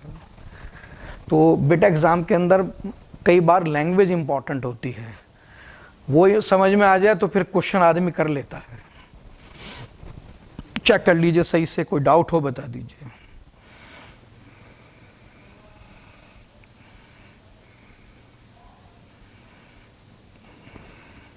क्वेश्चन में पूछना हो तो बता दीजिए, इसमें कुछ, इस क्वेश्चन में कुछ पूछना हो तो बता दीजिए। नेक्स्ट देखते हैं। ये क्वेश्चन काफ़ी आया है, शायद ही कोई ऐसा एग्ज़ाम हो इंडिया में जहां ये ना आया हो। हर जगह दिखाई दिया है और सेम वैल्यूज़ के साथ दिखाई दिया है। चलो पढ़ते हैं क्या कहता है। Ball of mass m is thrown upward with a velocity v। चलो एक बॉल को ऊपर की तरफ थ्रो किया है विद वेलोसिटी v। चलो भाई थ्रो कर दो, अच्छी बात है। जब आप बॉल को थ्रो करेंगे तो उस पर कौन कौन से फोर्स लगेंगे? एक तो नीचे mg लगेगा, वो तो हमेशा लगता है। और आगे पढ़ते हैं, ये तो लगेगा। आगे पढ़ो। If air exert an average resisting force F, air resistance लगा रही है। रेजिस्टेंस फोर्स कहाँ लगता है? वेलोसिटी के अपोजिट। वेलोसिटी ऊपर है तो फोर्स नीचे लगेगा, ऐसे। अब सिंस दोनों फोर्स नीचे हैं और वेलोसिटी ऊपर है तो दोनों फोर्स इससे अपोज करेंगे, तो वेलोसिटी धीरे धीरे कम होती होती होती होती कुछ देर के बाद क्या हो जाएगी बेटा? जीरो हो जाएगी। ठीक है, कितनी देर के? पता नहीं, लेट अस से h हाइट। फिर क्या होगा सर? अब क्या ऊपर टंगेगा थोड़ा ही, लौट के नीचे आएगा। ठीक है, अब ये लौट के नीचे आएगा ऐसे। नीचे आते वक्त फोर्स क्या लगेंगे भाई? mg तो हमेशा ही नीचे लगता है, वो तो वहीं लगेगा। मगर नीचे आते वक्त क्योंकि वेलोसिटी नीचे की तरफ होगी तो एयर रेजिस्टेंस ऊपर लगेगा, क्योंकि एयर रेजिस्टेंस वेलोसिटी के अपोजिट लगता है, ऐसे। अब mg तो हमेशा नीचे लगेगा, f ऊपर लगेगा। और क्योंकि नीचे आ रहा तो वेलोसिटी बढ़ रही होगी, बढ़ते बढ़ते लेटेस्ट से यहां कितनी हो गई? लेटेस्ट से v0 हो गई, तो v0 से आकर वो जमीन को हिट करेगा। ठीक है, चलो अब आगे पढ़ते हैं। क्वेश्चन में क्या पूछा है, शुरू से पढ़ते हैं। Ball of mass m is thrown upward with a velocity v। ये रहा, a ball of mass m is thrown upward with velocity v। If air exert an average force F, a resistance मैंने लगा दिया है। The velocity with which the ball return to the thrower, किस velocity से ball वापस आएगी? v0 से। Value चाहिए, हाँ वो निकाल देता हूं। कैसे? अब देखो इस क्वेश्चन में चाहे तो आप काइनेमेटिक्स यूज कर लो या फिर वर्क एनर्जी थ्योरम यूज कर लो। ठीक है, वो आपकी मर्जी है, अब जैसा चाहे यूज करना चाहे कर लो। मैं वर्क एनर्जी थ्योरम यूज कर रहा हूं। ठीक है, पहले मैं इसे इनिशियल मानता हूं जहां से चली थी और टॉप को फाइनल मानता हूं। I से F तक मैं वर्क एनर्जी थ्योरम लगा रहा हूं। और आपको पता वर्क एनर्जी थ्योरम क्या कहती है? वर्क एनर्जी थ्योरम कहती है work by all the forces equal to change in kinetic energy. तो work by all the force में कौन कौन आएंगे? Work by gravity and work by air resistance. दो ही तो फोर्स है बॉडी पे, तो वही काम करेंगे। Equals to change in kinetic energy, यही होती है वर्क एनर्जी थ्योरम। नीचे से ऊपर जाने में वर्क बाय ग्रेविटी का फॉर्मूला क्या होता है? Minus mgh। ऊपर जाते हुए वर्क बाय ग्रेविटी का फॉर्मूला यही होता है, माइनस mgh। और एयर रेजिस्टेंस सर F नीचे है और डिस्प्लेसमेंट ऊपर है, तो माइनस FH आएगा। वर्क डन का फॉर्मूला F इंटू एस होता है अगर वर्क फोर्स कांस्टेंट हो तो। देखो ये कांस्टेंट फोर्स है, लिखा भी है ना, average resisting force F। Average value constant ही होती है। जब किसी का एवरेज निकाल लेते हैं ना, फिर वो वेरिएबल भी हो तो कांस्टेंट की तरह बिहेव करता है। किसी भी वेरिएबल का अगर हमने एवरेज निकाल लिया then it behave like a constant. तो आप इसे कांस्टेंट फोर्स मानिए। और कांस्टेंट फोर्स का वर्क डन क्या होता है? फोर्स इनटू डिस्प्लेसमेंट, तो F इनटू डिस्प्लेसमेंट। हाँ माइनस इसलिए लिया है क्योंकि फोर्स नीचे है और डिस्प्लेसमेंट ऊपर है, तो सिंस फोर्स डिस्प्लेसमेंट के अपोजिट है तो नेगेटिव वर्क आएगा। चेंज इन काइनेटिक एनर्जी का मतलब final minus initial. Final kinetic energy 0 है, इनिशियल हाफ mv²। तो यहां से बेटा ये आ गया mg plus f into h equals to half mv², equation 1। Check कर लो मैंने वर्क एनर्जी थ्योरम सही लगाई नहीं लगाई है। कहां से कहां तक लगाई? I से F तक, ऊपर जाते वक्त लगाई है। काम बन गया? नहीं, अभी नहीं, अभी तो ऊपर गया हूं, नीचे भी तो आऊंगा। अब नीचे आऊंगा, ऊपर से नीचे, ठीक है। अब ये हो गया इनिशियल और ये हो गया फाइनल। अब मैं कैपिटल आई से capital F work energy theorem लगाऊंगा, अगेन वर्क एनर्जी थ्योरम। और आपको पता है वर्क एनर्जी थ्योरम क्या कहती है? Work by all the forces equals to change in kinetic energy, यही होती है। वर्क बाय ऑल फोर्स में क्या आएगा? Work by gravity plus work by resistive force, और कोई फोर्स तो है ही नहीं उस पर, equals to change in kinetic energy. अब पार्टिकल ऊपर से नीचे आ रहा है, और जब नीचे आता है तो वर्क बाय ग्रेविटी का फॉर्मूला बेटे क्या होता है? Plus mgh। ये सब फॉर्मूले पढ़ते हैं हम लोग क्लास में, मैं डायरेक्ट यूज कर रहा हूं, ये मान करके हमने पढ़े हैं, क्योंकि मैंने जो बच्चों को पढ़ाया उनको पढ़ाए हैं सारे फॉर्मूले। ही जहां भी पढ़ा हो सबको पढ़ाए जाते हैं, कोई ऐसा नहीं है, हर क्लासरूम में ये फॉर्मूले पढ़ाए जाते हैं। अच्छा, और वर्क बाय रेजिस्टिव फोर्स अभी बताया था, फोर्स कांस्टेंट है तो फॉर्मूला होगा फोर्स इनटू डिस्प्लेसमेंट, और माइनस लेना, क्योंकि रेजिस्टिव फोर्स हमेशा वेलोसिटी के अपोजिट रहता है। आप देखो यहां भी अपोजिट है, वो नीचे आते वक्त भी, सॉरी देखो बॉडी नीचे आ रही है, डिस्प्लेसमेंट नीचे है मगर फोर्स ऊपर है, फोर्स डिस्प्लेसमेंट के अपोजिट है। पहले भी यही था, बॉडी ऊपर जा रही थी वो नीचे था, अब बॉडी नीचे आ रही है तो वो ऊपर है। रेजिस्टिव का मतलब ये होता है हमेशा अपोज करेगा। Change in kinetic energy final minus initial, ये फाइनल है वो इनिशियल है, दिस माइनस दिस करना है, ठीक है। अब देखो मैंने सही कर दिया नहीं कर दिया। अब यहां से कॉमन ले लो, mg minus f into h equals to half m v naught square, equation 2। मैंने 2 बार WET लगाया, एक बार ऊपर जाते वक्त एक बार नीचे आते वक्त। मेथड देख लो सही से। अब क्या करो, अब डिवाइड कर दो, सेकंड को फर्स्ट से डिवाइड कर दो बेटा। तो आप डिवाइड कर दीजिए सेकंड को फर्स्ट से, तो ये आएगा mg minus f into h divide by mg plus f into h equals to half m v naught square equals to half m v square. तो यहाँ से आप देखो ये आ जाएगा आपका mg minus f divide by mg plus f equals to v naught by v का whole square. तो यहाँ से वी नॉट आएगा v under root mg minus f divide by mg plus f. ये आंसर आ गया हमारा, चेक कर लीजिए। देख लो, काइनेमेटिक्स से भी कर सकते थे, इक्वेशन और मोशन लगा के भी हो सकता था। अब आपको किससे करना है वो आप देख लो। मैंने WET लगाया है, आप चाहो काइनेमेटिक्स लगा लो, थर्ड इक्वेशन लगानी पड़ेगी आपको, चेक कर लीजिए सही से।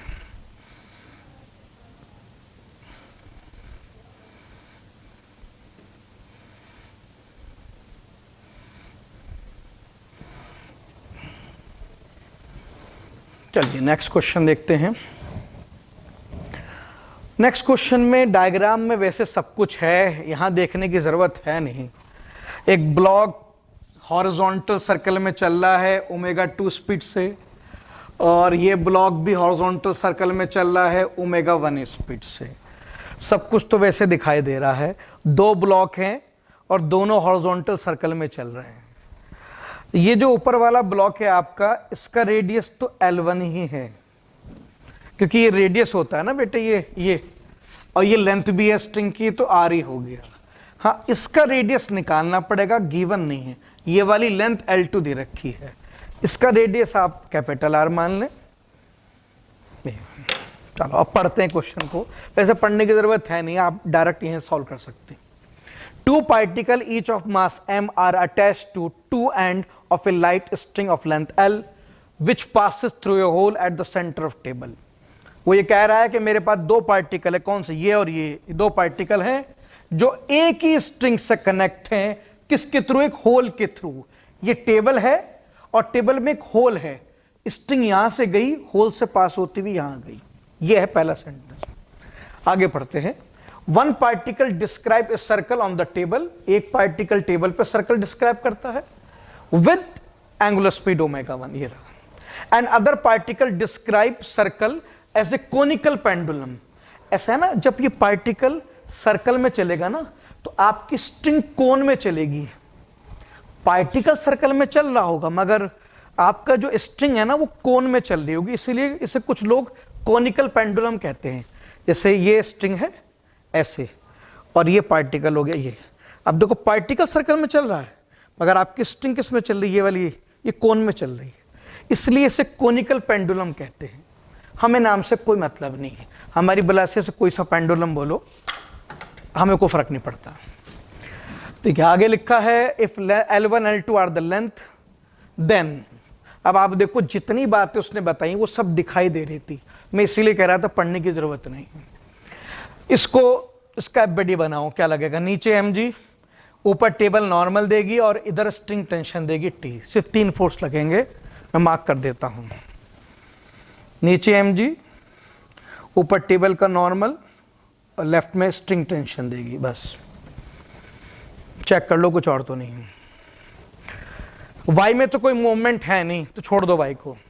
ये T सर्कल के सेंटर की तरफ है, ये सेंटीपिटल फोर्स है T। तो आपको पता है सेंटीपिटल फोर्स किसके बराबर होता है, m omega square r। m omega square formula होता है सेंटीपिटल फोर्स का, उसका ओमेगा 1 है, r1 वो आप देख सकते हैं L1 के बराबर है। हाँ, तो T को लिख सकते हैं m omega 1 square L1, equation 1। बस खत्म, उसका काम खत्म हो गया। इस पे जो नीचे वाले पार्टिकल पे क्या क्या लगेगा, एक तो mg लगेगा, ये नहीं शरीफ आदमी मार्क कर रखा है mg। इधर स्ट्रिंग के अलॉन्ग क्या लगेगी, टेंशन, वो भी मार्क है। और कुछ नहीं, बस 2 ही फोर्स लगेंगे। ये इंक्लाइंड, इसको ब्रेक कर दो कंपोनेंट में T को, इसका y component T cos theta होगा और x component T sin theta होगा। भाई स्ट्रिंग यहां वर्टिकल से थीटा बना रही है, तो नीचे भी वर्टिकल से थीटा बनाएगी, और जिसके साथ एंगल होता है उसमें क्या आता है, cos, दूसरा साइन। ये T sin थीटा सेंटर की तरफ है, ये सेंटीपिटल फोर्स है, ठीक है। तो T sin थीटा क्या है, सेंटीपिटल फोर्स, किसके बराबर होगा, m omega square r। Centripetal force m omega square r होता है ना, ये लगा दिया। इसका ओमेगा 2 दे रखा है, वो रखा, और r2 दिया नहीं है, मैंने कैपिटल R दिया था, निकालना पड़ेगा। कैसे, ट्रायंगल से लगा दो ना, L2 पता है, R2 निकालना है। मैंने इस R2 बोला है, असल में वो 1 है और ये 2 है। यहां से साइन थीटा का फॉर्मूला लगाओ, निकल जाएगा R2 साइन थीटा, इसे मैं R2 कह रहा हूं, ठीक है। साइन थीटा हो जाएगा R2 बाई L2, तो यहां से R2 आ गया L2 साइन थीटा। यहां पुट कर दीजिए बेटा, T sine theta equals to m omega 2 square L2 sine theta. Sine theta cancel हो गया, T आ गया m omega 2 square L2, equation 2। बस क्वेश्चन खत्म हो गया हमारा, यहां तक का काम देख लीजिए। अब सॉल्व तो मैं कर दूंगा इसको। मैंने कुछ नहीं किया है, मैंने पहले इसका एफबीडी बनाया बेटे इसका, और इसका एफबीडी में ये T सेंटर की तरफ था, तो ये T सेंटीपिटल फोर्स हो गया था उसका। तो सेंटीपिटल फोर्स का फॉर्मूला होता है m ओमेगा स्क्वायर r, वो मैंने पुट कर दिया। और वहां r L के बराबर था, L1 के, ये जो R1 है ये L1 के बराबर था। उसके बाद मैंने इसका एफबीडी बनाया, और T साइन थीटा क्योंकि सेंटर की तरफ था, तो ये भी सेंटीपिटल फोर्स हो गया इसके लिए। तो सेंटीपिटल फोर्स का फॉर्मूला होता है m ओमेगा स्क्वायर r। इसका r नहीं मालूम था, वो ट्रायंगल से निकाल लिया मैंने साइन थीटा से, यहां पुट कर दिया। अब दोनों T को इक्वेट कर दीजिए, भाई T तो T है ना, दोनों T एक ही होंगे। तो ये आ गया आपका m omega 1 square L1 equals to m omega 2 square L2। तो यहां से आ गया omega 2 square by omega 1 square equals to L1 by L2। m तो कैंसिल ही हो गया, चेक कर लीजिए, ये आंसर आ गया है। देखो कोई ऑप्शन मैच कर रहा हो तो कौन सा है, ये होगा, ये वाला मैच कर रहा है, चेक कर लीजिए सही से। कुछ लोग कहते हैं T सेम क्यों लाया, स्ट्रिंग सेम है ना। क्वेश्चन में क्या लिखा है कि दोनों पार्टिकल एक ही स्ट्रिंग से कनेक्ट हैं। जब स्ट्रिंग एक ही है और स्ट्रिंग का मास भी नहीं है, तो आपको पता है मासलेस स्ट्रिंग में थ्रू आउट टेंशन क्या रहती है, सेम रहती है। तो टी सेम होगा चाहे ऊपर वाला ब्लॉक हो नीचे वाला हो। देख लीजिए चित्र से।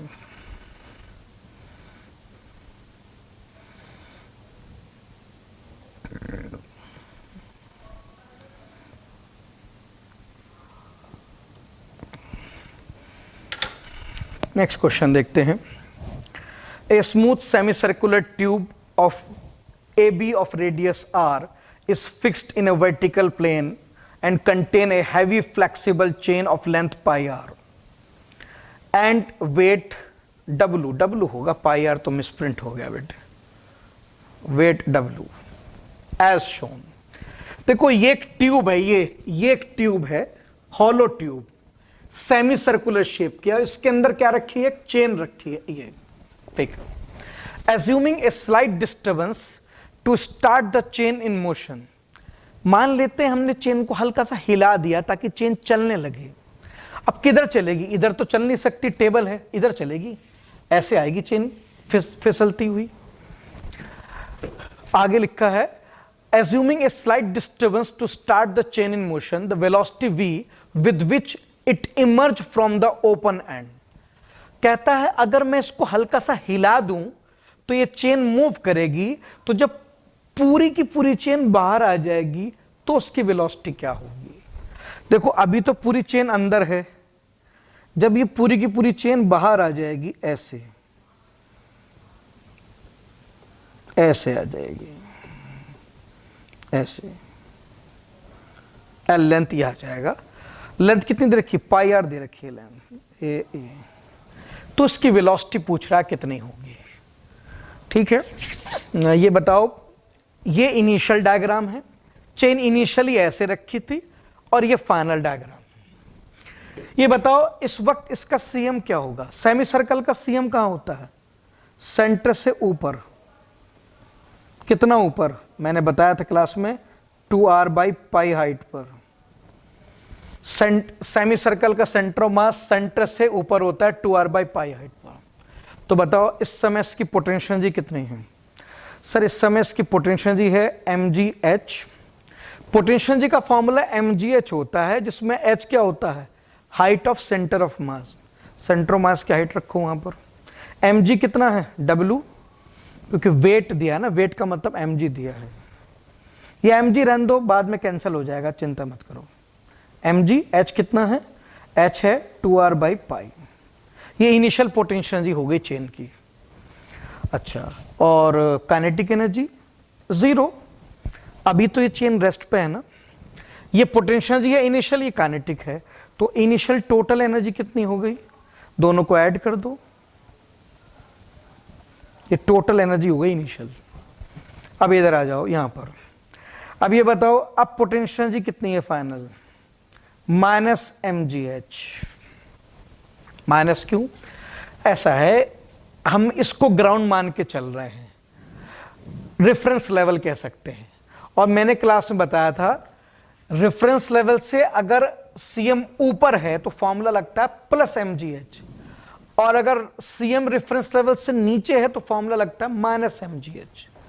और मैंने ये भी कहा था रेफरेंस लेवल आप किसी को भी मान सकते हैं, ये क्लास में पढ़ा चुका हूं। आप रेफरेंस लेवल किसी को भी मान सकते हैं। रेफरेंस लेवल वो लेवल होता है जहां से हाइट मेजर की जाती है। अब आप देखो, आपने इस सीएम की हाइट कहां से मेजर की, टेबल से, तो आपने टेबल को रेफरेंस लेवल माना है। हाँ, तो इस टेबल के ऊपर +mg लगेगा और टेबल के नीचे माइनस। अब चेन नीचे आ गई ना तो माइनस लगेगा। h किसकी हाइट है, सीएम की हाइट है भाई। और सीएम कहां होगा, ये तो स्ट्रेट लाइन है, स्ट्रेट लाइन का सीएम कहां होता है, मिड पॉइंट पे होता है, l/2 पे। l πr है तो l/2 क्या होगा, πr/2 पे। देखो सीएम शेप पे डिपेंड करता है। ये सेमी सर्कुलर शेप है, सेमी सर्कल का सीएम सेंटर से 2r/π हाइट पे होता है, ये क्लास में पढ़ाते हैं। ये स्ट्रेट लाइन है, स्ट्रेट लाइन का सीएम ठीक मिड पॉइंट पे होता है, l का मिड पॉइंट l/2 पे होगा। ये फाइनल पोटेंशियल जी है। और फाइनल काइनेटिक वो नहीं पता, लेकिन कुछ ना कुछ तो आ गई होगी। क्यों, चेन फिसलती भी आ रही ना ऊपर से नीचे, जब कोई चीज ऊपर से नीचे आती है तो due to gravity velocity acquire हो जाती है। तो लेटेस्ट से v स्पीड आ गई है, तो इतनी काइनेटिक एनर्जी आ गई होगी फाइनली। तो बताओ टोटल फाइनल काइनेटिक एनर्जी कितनी हो गई? ये हो गया minus mg/r/2 plus half mv²। Check कर लो बेटा, ये इनिशियल डायग्राम है, मैंने इनिशियल पोटेंशियल एनर्जी निकाली, इनिशियल काइनेटिक, तो टोटल एनर्जी आ गई इनिशियली। ये फाइनल डायग्राम है, इसमें मैंने फाइनल पोटेंशियल एनर्जी निकाली, फाइनल काइनेटिक ऐड करके टोटल एनर्जी आ गई फाइनल। हाँ, ये ध्यान रखा करो कि जहां से तुम हाइट मेजर करते हो वो तुम्हारा रेफरेंस लेवल होता है, ये क्लास में पढ़ाया था मैंने। और रेफरेंस लेवल से h हाइट ऊपर mgh होता है और h हाइट नीचे माइनस mgh। वेर h किसकी हाइट होती है? सेंटर ऑफ मास की होती है। ये सब कंसेप्ट क्लास में डिस्कस होते हैं। अब हमने टोटल एनर्जी इनिशियली भी निकाल ली और फाइनली, और आपको पता है एनर्जी तो कंजर्व्ड है, तो इनिशियल एनर्जी को फाइनल के बराबर कर दो। तो कितना आ गया है? mg/2r/π equals to minus mg/r/2 plus half mv²। Energy तो कंजर्व्ड है ना, दोनों को इक्वेट कर दो आप। अब m तो कैंसिल हो गया, ठीक है, ये 2 उधर ले जाओ तो कितना आ गया? 4gr/π equals to minus g/r plus v²। तो बेटा यहां से vr आ गया 4gr/π प्लस g/r। तो यहां से v देख लो कितना आ जाएगा, चेक कर लो सही से। मेरे हिसाब से तो ये आ जाएगा आपका 2gr 2/π प्लस π/2। डी आंसर आ जाएगा, चेक कर लीजिए, देख लो आप, कैलकुलेशन चेक कर लो सही से, कोई प्रॉब्लम हो तो बता दीजिए। बस ध्यान रखा करो बेटे, एनर्जी में h जो हाइट होती है cm की होती है और cm शेप पे डिपेंड करता है। वही चेन जब सेमी सर्कल शेप की थी तो cm का फॉर्मूला अलग था, और वही चेन जब लीनियर हो गई तो cm का फॉर्मूला बदल गया, L/2 हो गया। तो cm शेप पे डिपेंड करता है। और वेट तो बेकार ही दिया था, वेट का कोई यूज नहीं, वेट तो कैंसिल हो गया। आप देखो किसी भी ऑप्शन में W है ही नहीं यहाँ पर, तो वेट का तो कोई यूज ही नहीं था, ठीक है। चेक कर लीजिए बेटा सही से, कोई प्रॉब्लम हो बता दीजिए।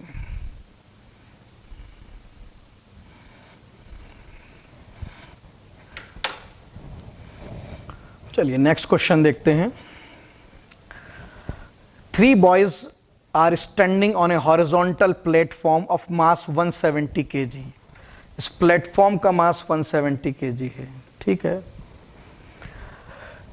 They exchange their position as shown in figure B। The distance moved by the platform is।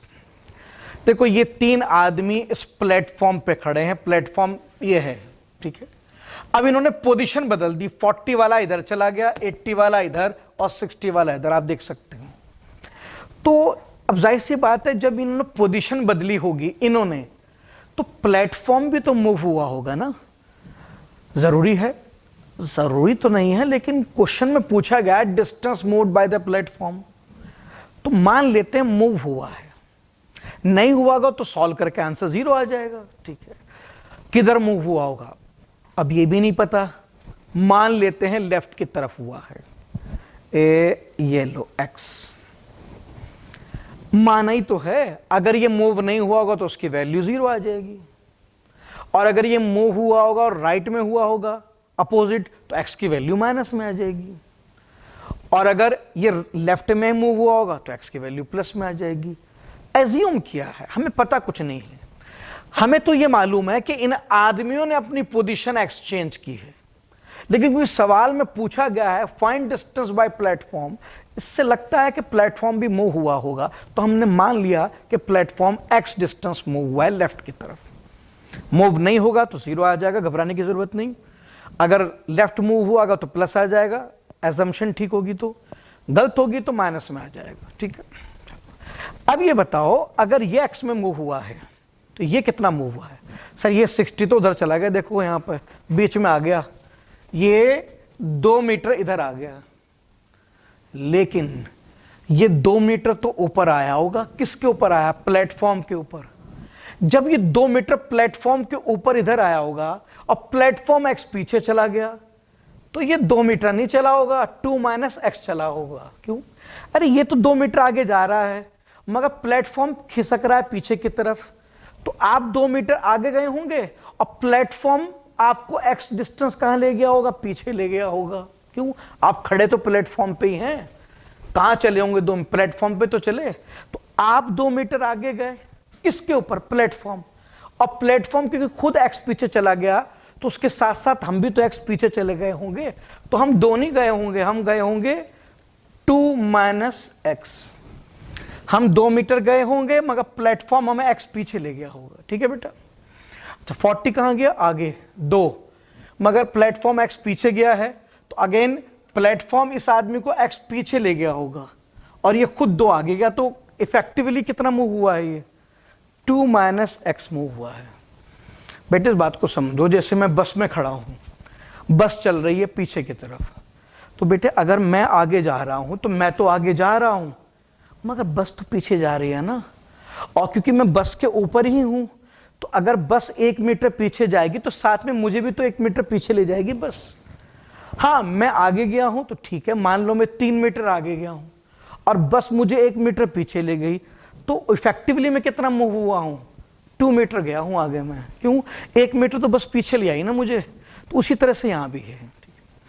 अच्छा ये 40 वाला इधर आ गया, 80 वाला कहां गया? 80 वाला इधर आ गया, यहां पर उधर देखो, इधर 4 मीटर लेफ्ट में आया है, लेफ्ट में, और बोट भी कहां गई है?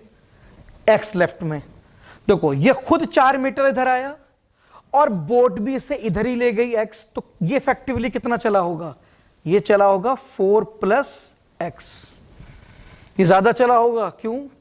ये खुद भी लेफ्ट में गया 4 मीटर और बोट भी इसे एक्स ले गई लेफ्ट में ही, ये खुद भी लेफ्ट में गया 4 मीटर और बोट भी इसे एक्स लेफ्ट में ले गई, तो इसका डिस्टेंस बढ़ गया होगा। ये खुद राइट गए मगर बोट इन्हें पीछे ले गई, इनका डिस्टेंस घट गया होगा। तो ये डायग्राम देखो, पहले इंपॉर्टेंट ये है, हम जल्दबाजी में गलती यही करते हैं कि हम ऐसे देखते हैं कि 60 वाला बीच में आ गया, 2 मीटर चला है, 60 का डिस्टेंस 2। बेटे 60 वाला तो 2 गया है, मगर आपकी बोट तो पीछे ले गई एक्स, आप 2 मीटर आगे गए और बोट आपको एक्स पीछे ले गई, तो आप 2 नहीं गए आगे, आप 2 माइनस एक्स गए। तो ये थोड़ा सा आप ही ध्यान रखिए कि तीनों आदमी प्लेटफॉर्म के ऊपर खड़े हैं, तो आप खुद तो चलेंगे ही, मगर प्लेटफॉर्म भी आपको चलाएगा, वो डिस्टेंस भी इंक्लूड करना पड़ेगा आपको। आप ग्राउंड पे नहीं खड़े, आप प्लेटफॉर्म पे खड़े हैं, तो आप खुद भी चलेंगे और साथ में प्लेटफॉर्म भी चलेगा, तो प्लेटफॉर्म का डिस्टेंस भी आप पर इफेक्टिव होगा, वो भी इंक्लूड करना पड़ेगा आपको। अब देख लो डायग्राम में कोई प्रॉब्लम हो बता दीजिए, मेन चीज यही थी। अब सॉल्व करना है, बहुत इजी है। ये बताओ इन एक्स डायरेक्शन कोई एक्सटर्नल फोर्स है?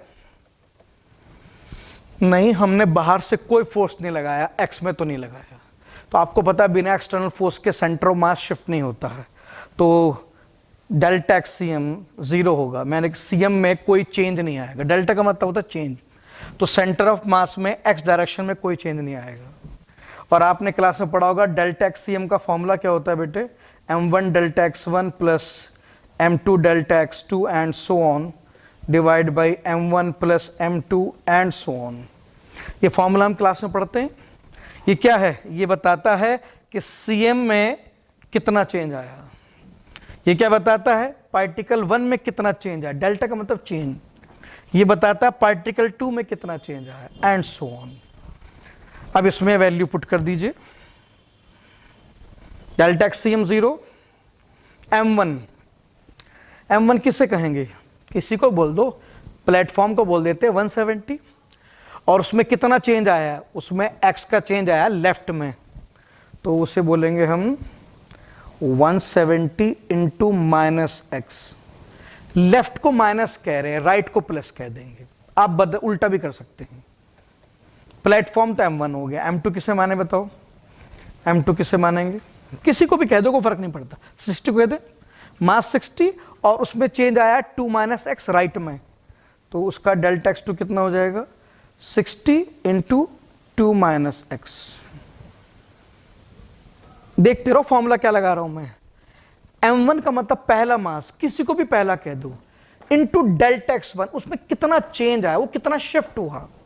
m2 मतलब दूसरा मास, किसी को भी कह दो।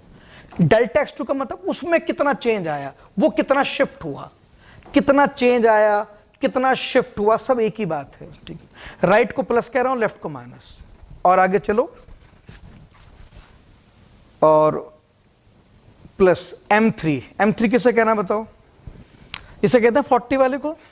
मास 40 है और चेंज आया 2 माइनस एक्स, राइट की तरफ प्लस कहूंगा इसे मैं, 40 इंटू 2 माइनस एक्स प्लस, और कौन सा मास बचा, सब हो गए, प्लेटफॉर्म हो गया, 60 हो गया, 40 80 बचा, इसको लो, मास 80 और चेंज आया लेफ्ट में, माइनस लेना, कितना 4 प्लस एक्स,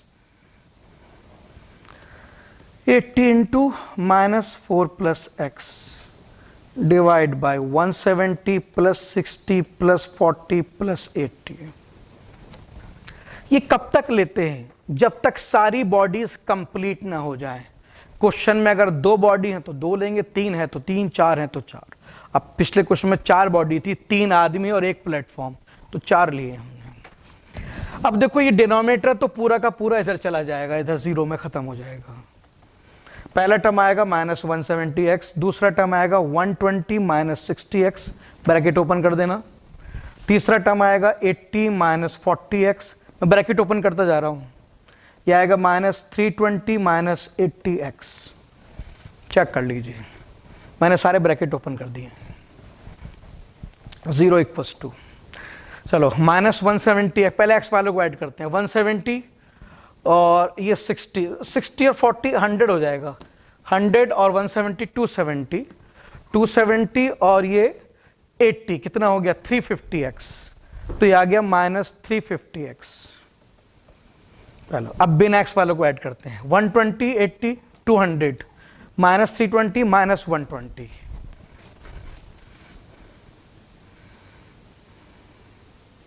माइनस 120। ठीक है, तो यहां से x कितना आ गया बेटे 120 बाई 350 माइनस, चेक कर लीजिए सही से, हो गया।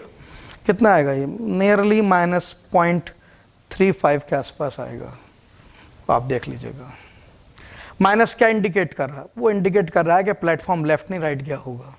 माइनस का मतलब है कि आपने डायरेक्शन उल्टा ले लिया है, ये मतलब होता है माइनस का, और कोई मतलब नहीं होता। ठीक है, बाकी चेक कर लीजिए, कोई प्रॉब्लम हो तो बता दीजिए मुझे, अच्छी तरह चेक कर लीजिए। तो देखो बेटे यहाँ पर मैंने x लेफ्ट में लिया था, मगर आंसर माइनस में आया, तो वो इंडिकेट कर रहा है कि प्लेटफॉर्म लेफ्ट नहीं राइट शिफ्ट हुआ है, मगर वैल्यू सही आती है, वो इधर ये वाली वैल्यू आ जाएगी। ठीक है, वैल्यू में कोई फर्क नहीं आता है, आप चेक कर लीजिए सही से।